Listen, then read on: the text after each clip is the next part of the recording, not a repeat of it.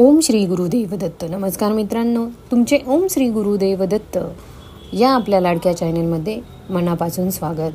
आपण बघत आहोत शिवलीला अमृत कथासार. आजचा आपला अध्याय आहे 9वा.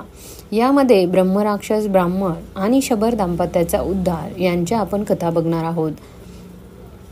जिथे शिवनामाचा गजर अहोरात्र असतो तिथे जन्ममरण संसारभय याचे अस्तित्व मुळीच नसते.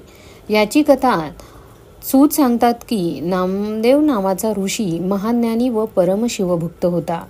एके दिवशी अरण्यातून भटकताना त्याची भेट ब्रह्मराक्षसाशी झाली. ब्रह्मराक्षस त्याला खाण्यासाठी त्याच्या अंगावर धावून गेला, पण वामदेवांचा स्पर्श होताच त्याची असुरवृत्ती ही नाहीशी झाली. त्याच्यात सात्विकता उत्पन्न झाली आणि आपल्या स्पर्शाने राक्षसाचा उद्धार झाला हे वामदेवांना कळले देखील नाही. पण ब्रह्मराक्षसाने त्याचा पूर्व इतिहास सांगितला. मागील जन्मी दुर्जय नावाचा राजा होता. त्याने अनेक पापकर्म केली होती. त्याचीच फळे मी भोगत आहे. पण तुमच्या स्पर्शाने मी आज पापमुक्त कसे काय? तेव्हा वामदेव त्याला भस्म महिमा व भस्मधारण विधी सांगितला.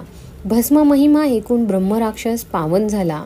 मंत्र, तीर्थ, ब्राह्मण, देव, गुरु, यज्ञ, ज्योतिषी व औषध याविषयी मनात नेहमी श्रद्धा हवी, तरच त्याची अनुभूती आपल्याला येते. पुढे सूतमुनी शबर दाम्पत्याचा उद्धाराची कथा सांगतात. सूत सांगतात, जो श्रद्धेने भस्म धारण करतो त्यावर कायम स्वरूपी शंभूची कृपादृष्टी असते. पांचाल देशाचा राजा सिंहकेतू फार पराक्रमी होता. तो शिकारीसाठी गेला. काही भिल्ल पण त्याच्यासोबत होती.